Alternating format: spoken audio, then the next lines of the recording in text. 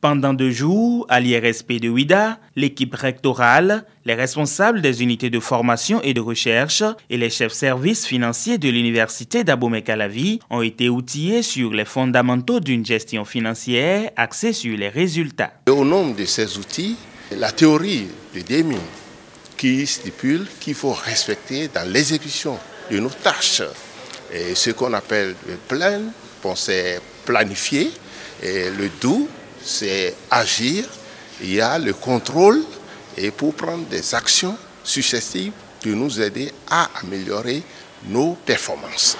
En plus de ça, il y a aussi un paradigme qu'on a appelé vampire, qui est d'abord, il faut voir d'abord la valeur monétaire de la chose, après il faut passer à une autre étape qui a rapport avec la mesure, la présentation, l'intégralité et la réalité. Il faut à chaque niveau vérifier.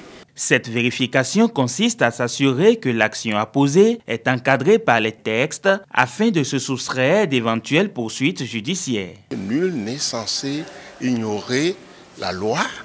Il ne faut même pas commettre d'erreur parce que lorsque la sanction tombe, c'est implacable. Ce que j'ai retenu, c'est que je me dois de m'approprier les textes pour une gestion orthodoxe des deniers publics et pour pouvoir m'éviter les problèmes à l'avenir. Dans le contexte du renouvellement récent des acteurs universitaires, cette formation est très utile pour les tout nouveaux responsables d'unités de formation et de recherche de l'UAC. Moi, je suis le directeur de l'école doctorale des sciences de l'ingénieur. J'avoue ne pas avoir eu l'opportunité de gérer les fonds publics dans une entité universitaire. Et cette formation m'a permis de prendre contact avec les grandes spécificités de la gestion financière des ressources publiques dans une entité scolaire et notamment ici universitaire.